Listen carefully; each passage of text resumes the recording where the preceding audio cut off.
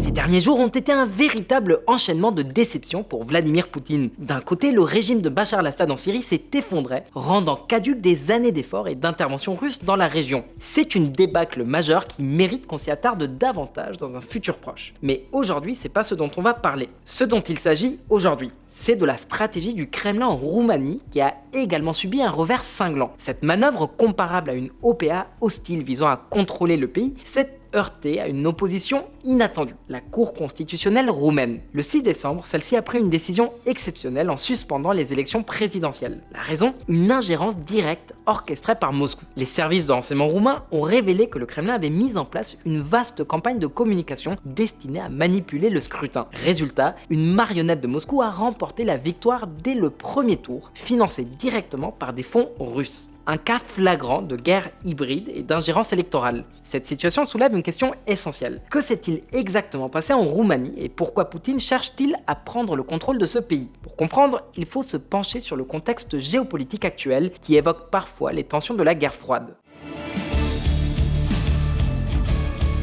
Vladimir Poutine, dans un rôle qui rappelle le général Orlov des vieux films d'espionnage, joue à nouveau avec la menace nucléaire. Dans ce climat, certains pays européens ont commencé à accélérer la modernisation de leurs capacités militaires, comme la Pologne, qui investit massivement dans sa défense. Mais un autre acteur clé qui attire l'attention, c'est la Roumanie. Avec l'aide de l'OTAN, ce pays s'est engagé dans un ambitieux projet de transformation. L'objectif ? Devenir un pilier central de la défense aérienne européenne. La Roumanie est en passe de devenir une véritable forteresse aérienne, un bouclier stratégique pour protéger le ciel européen et empêcher toute incursion russe à l'avenir. Cependant, un événement inattendu survenu le 24 novembre menace de compromettre ses ambitions. Un rebondissement qui pourrait bien changer la donne.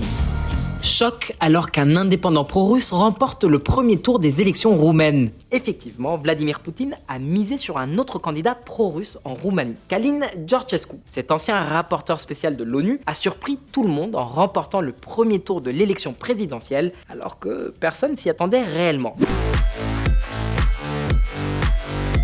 Se présentant comme un candidat indépendant entre guillemets et sans véritable plateforme politique, Georgescu ne bénéficiait initialement que de 10% d'intention de vote dans les sondages. Pourtant, contre toute attente, il termine en tête avec près de 23% des suffrages. Un résultat impressionnant mais qui, comme on l'a découvert, a été largement soutenu par le Kremlin. La campagne de Georgescu s'est appuyée presque exclusivement sur les réseaux sociaux, notamment sur TikTok, une plateforme où il est devenu viral en un temps record. Un succès qui, selon les services de renseignement roumains, a été artificiellement amplifié par la Russie. Des documents déclassifiés révèlent que Moscou a directement financé la campagne de Georgescu. Les services de renseignement russes ont également orchestré une vaste campagne de promotion en ligne pour mettre en avant ce candidat tout en diffusant des messages anti-occidentaux. Concrètement, un réseau coordonné de 25 000 comptes TikTok et groupe Telegram a été activé depuis 2022 pour amplifier la visibilité de Georgescu. Cette opération a inclus des paiements à des influenceurs et l'utilisation de techniques sophistiquées pour contourner les systèmes de détection de bots. En parallèle, 85 000 cyberattaques attribuées à la Russie ont ciblé la Roumanie. Ces attaques avaient pour objectif de renforcer les discours anti-occidentaux et de soutenir indirectement Georgescu. La majorité de ces opérations se sont concentrées sur TikTok, mettant une fois de plus ce réseau social au centre des préoccupations de l'Union européenne en matière de sécurité et d'ingérence étrangère. La Roumanie demande à l'UE d'enquêter sur la gestion des élections par TikTok après la victoire éclatante des ultranationalistes. Mais alors, pourquoi la Russie chercherait-elle à manipuler la politique roumaine ? C'est simple, la Roumanie est un voisin stratégique. Avec ses 500 km de frontière avec l'Ukraine, son soutien à Kiev et son rôle central dans les plans de défense de l'OTAN, la Roumanie représente un obstacle majeur pour le Kremlin. Si tu étais Poutine, ce pays serait forcément sur ta liste des priorités. C'est dans ce contexte que la Russie a poussé Călin Georgescu sur le devant de la scène politique. Mais ce personnage, il est loin d'être sans controverse.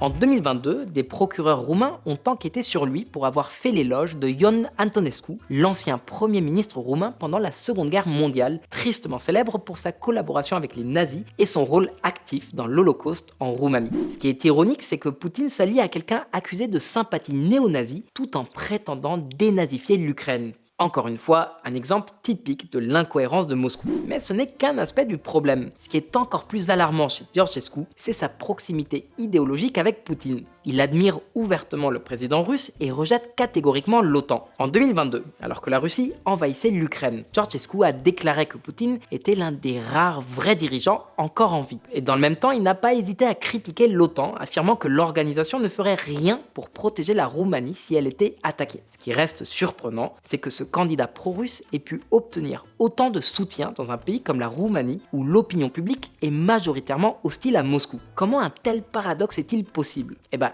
elle est là la question essentielle. La sympathie des Roumains pour la Russie a diminué de moitié au cours des 10 dernières années, tandis que le soutien à l'Ukraine et à la Moldavie augmente. Finalement, cette situation explosive a conduit la Cour constitutionnelle roumaine à suspendre le processus électoral, invoquant une ingérence massive de Moscou. Une décision d'une portée exceptionnelle qui pose des questions délicates. Est-il justifiable d'annuler une élection sous prétexte que les électeurs ont été massivement influencés par une campagne orchestrée par une puissance étrangère? Ou bien, cette décision a-t-elle été motivée par la volonté d'empêcher Georgescu de triompher au second tour? Ces interrogations, elles n'ont pas de réponse simple. Pour comprendre, il faut d'abord s'interroger sur ce qui rend ce candidat si inquiétant. Quel est son véritable danger pour la Roumanie, pour l'Europe et pour l'OTAN? Et surtout, pourquoi tant de Roumains ont-ils voté pour lui malgré tout? Eh ben, on va décortiquer tout ça dans cette vidéo. Mais d'abord, j'aimerais te signaler que vous n'êtes que 17% à être abonné à Diplo. Donc si vous voulez nous faire plaisir et nous aider, clique sur le petit bouton et la cloche pour être prévenu en temps réel de l'apparition des prochaines vidéos. Et surtout, lâche un like et fais tourner. Allez, on passe au chapitre suivant, c'est parti. Une menace pour l'Alliance.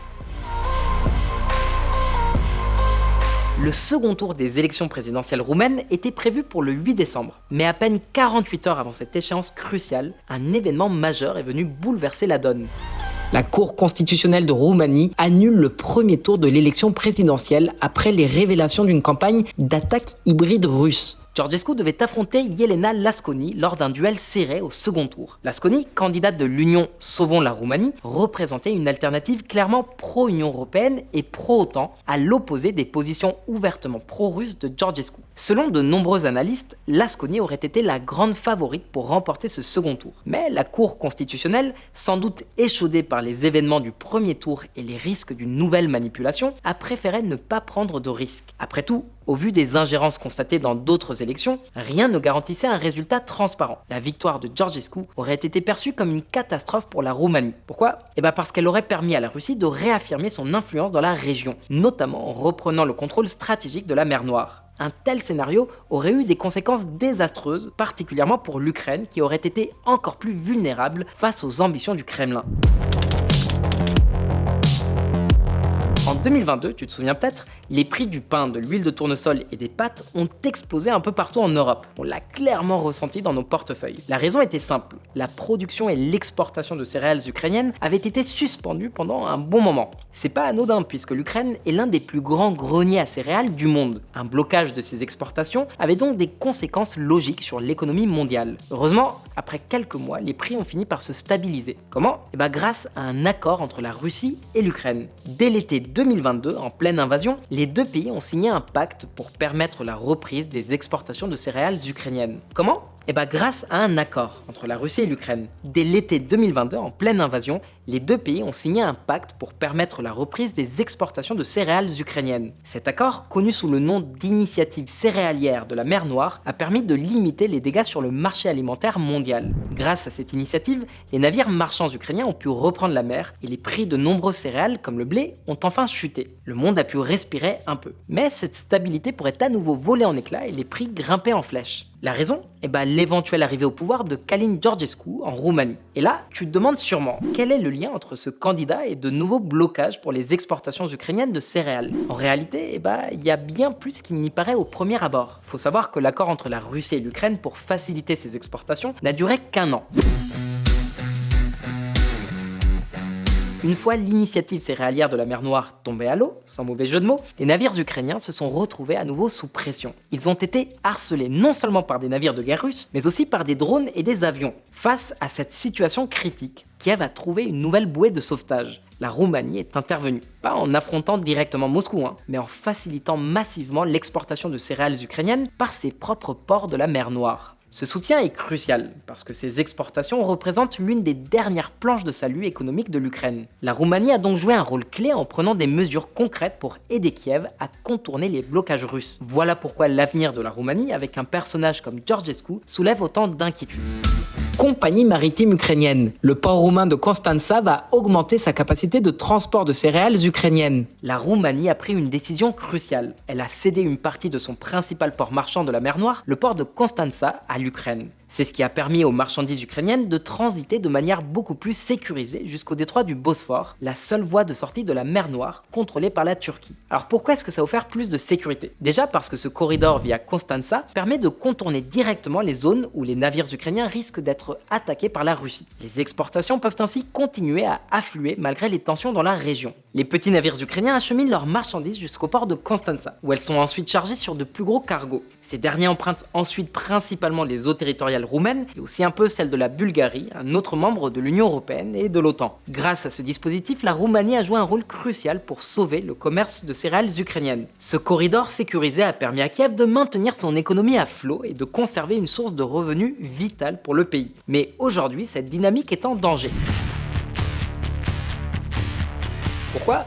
Parce que si Călin Georgescu, ce dirigeant ouvertement pro-russe, devenait président de la Roumanie, il pourrait très bien bloquer ses concessions faites à l'Ukraine. Alors même si l'utilisation du port de Constanța et du passage par les eaux roumaines des navires marchands ukrainiens ne cause aucun préjudice direct au pays, on sait tous comment ça fonctionne dans ces situations. Il est facile de trouver des prétextes pour justifier des décisions absurdes. Et justement, une actualité comme celle-ci pourrait offrir à Georgescu une excuse parfaite pour agir. L'agriculture roumaine risque de s'effondrer en raison des importations massives de céréales ukrainiennes. C'est vrai qu'il y a eu une crise, notamment en Roumanie et en Pologne, liée aux importations massives de céréales ukrainiennes. Elles avaient provoqué un effondrement temporaire des prix locaux et des tensions avec les agriculteurs européens. Cette situation avait d'ailleurs conduit à des blocages temporaires des importations. Mais cette crise remonte à près de 2 ans et aujourd'hui, les choses sont beaucoup plus stables, notamment pour les agriculteurs roumains. Cependant, Georgescu pourrait très bien exploiter ces anciennes tensions pour manipuler l'opinion publique et justifier le retrait de concessions actuelles faites à l'Ukraine, mettant ainsi un frein aux exportations depuis le port de Constanța. Ce serait qu'une nouvelle preuve de son rôle de marionnette du Kremlin. Mais que se passerait-il si l'Ukraine perdait cet accès aux eaux territoriales roumaines? Les navires ukrainiens seraient de nouveau exposés aux attaques russes, qu'il s'agisse de navires de guerre, de drones ou d'avions. Ça entraînerait un retour à des blocages presque complets, ce qui aurait 2 conséquences graves. Premièrement, les prix des céréales augmenteraient de nouveau sur les marchés mondiaux, touchant directement nos portefeuilles comme en 2022. Deuxièmement, et plus critique encore, l'Ukraine perdrait une source essentielle de revenus. L'exportation de céréales est l'une des rares activités économiques encore viables pour Kiev, un pilier permettant de financer la résistance face à Moscou. Pire encore, si les États-Unis, sous une éventuelle présidence Trump, réduisent leur aide militaire, l'Ukraine se retrouverait dans une position désastreuse. Sans armes états-uniennes ni revenus économiques suffisants, elle arriverait affaiblie à toute négociation internationale. Elle n'aurait même plus la capacité de menacer de poursuivre seule la guerre, en partie financée par ses exportations maritimes. Et c'est pas seulement l'Ukraine qui en pâtirait. Une victoire de Georgescu aurait aussi un impact stratégique majeur sur l'OTAN. L'Alliance perdrait un atout défensif essentiel en Roumanie, affaiblissant sa position face à la Russie. Une situation qui pourrait redessiner l'équilibre des forces en Europe de manière dangereuse. Georgescu n'a jamais caché son aversion profonde pour l'OTAN, qu'il méprise ouvertement. Mais après sa surprenante victoire au premier tour, il a semblé comprendre que, grâce au soutien actif de Moscou, ses chances de devenir président étaient soudainement bien réelles. Conscient que son discours virulent pourrait freiner son ascension, Georgescu a décidé d'adopter un ton plus modéré ces derniers jours. Une stratégie claire pour élargir son soutien et apparaître plus acceptable aux yeux de l'opinion publique. Mais cette manœuvre reste avant tout une façade, car ses liens avec Moscou et ses rejets des principes fondamentaux de l'OTAN demeurent au cœur de son positionnement politique. Le candidat pro-russe à la présidentielle nie vouloir que la Roumanie quitte l'OTAN. Ah, Georgescu, le problème c'est qu'il a clairement affiché ses positions depuis des années. D'accord, peut-être qu'il n'arrivera pas à sortir la Roumanie de l'OTAN, mais il pourrait tout à fait réduire la présence de l'Alliance dans le pays ou boycotter ses projets stratégiques en mer Noire. Et c'est pas juste une supposition. Georgescu s'est déjà montré particulièrement critique envers l'une des installations les plus importantes pour la défense de l'OTAN, le bouclier antimissile balistique en Europe situé à Deveselu, à environ 180 km au sud de Bucarest. reste. Ce bouclier, mis en service en 2016, a coûté 800 millions de dollars, principalement financé par les États-Unis. Il est équipé de radars avancés et de missiles SM-3 capables d'intercepter des missiles balistiques russes, une pièce maîtresse de la stratégie défensive de l'OTAN en Europe. Mais Georgescu, il considère ce bouclier comme une provocation envers Moscou. Cependant, soyons réalistes, il est peu probable qu'il puisse se débarrasser de cette installation. Mais dans le contexte du retour de Trump à la Maison-Blanche et désireux de réduire les coûts des bases US en Europe, qui sait, un accord entre eux n'est pas à exclure. Toutefois, pour l'instant, rien n'indique que ce soit sur la table. Cela dit, il y a d'autres installations cruciales qui, elles, pourraient tomber directement sous l'influence de Georgescu en tant que président. Parmi celles-ci, une dont on va te parler plus en détail prochainement, la base MK. La base MK, située en Roumanie, est censée devenir la plus grande base aérienne de l'OTAN en Europe, surpassant même la célèbre base de Ramstein en Allemagne. Le projet, soutenu par le gouvernement actuel de Bucarest, vise à accueillir jusqu'à 10 000 soldats de l'OTAN, ainsi que des troupes roumaines et d'autres pays alliés. L'objectif est de faire de cette base le joyau de la défense aérienne de l'OTAN en Europe. Mais tout ça pourrait changer avec l'arrivée de Georgescu au pouvoir. Les 2,6 milliards de dollars prévus pour moderniser cette base pourraient tout simplement être supprimés, parce que Georgescu, en tant que président pro-russe, pourrait stopper ses financements du jour au lendemain. Ce serait alors un véritable cadeau, une offrande offerte à Moscou.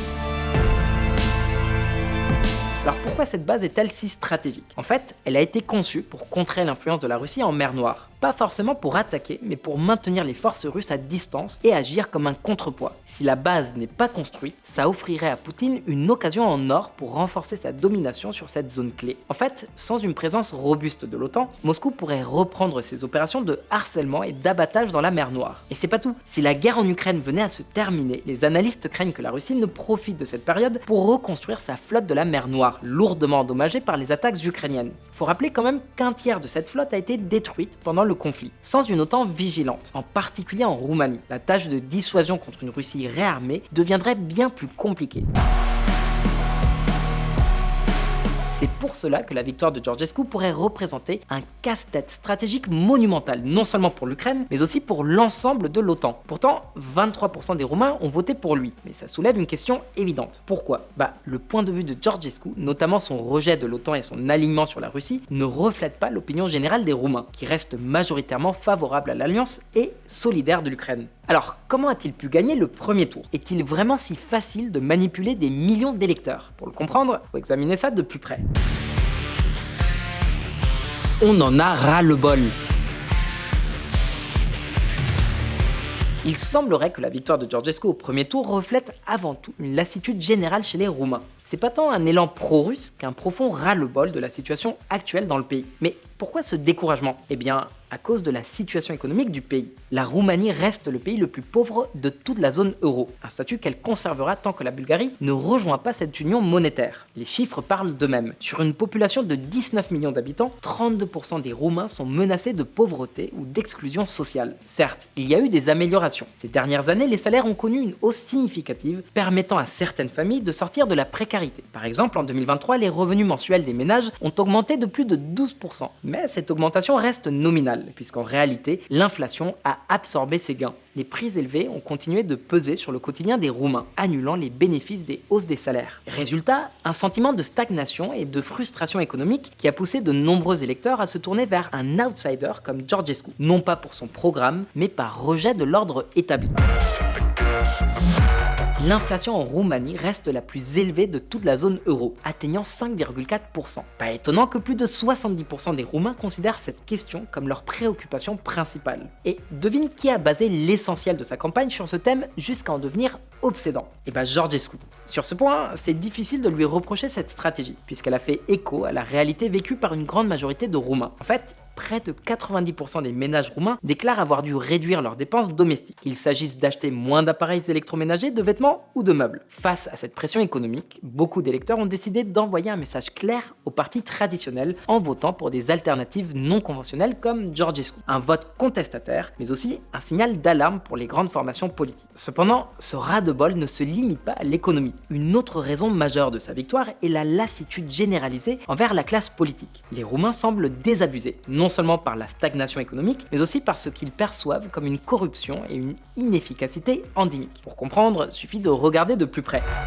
Un haut fonctionnaire du gouvernement libéral roumain accusé de corruption.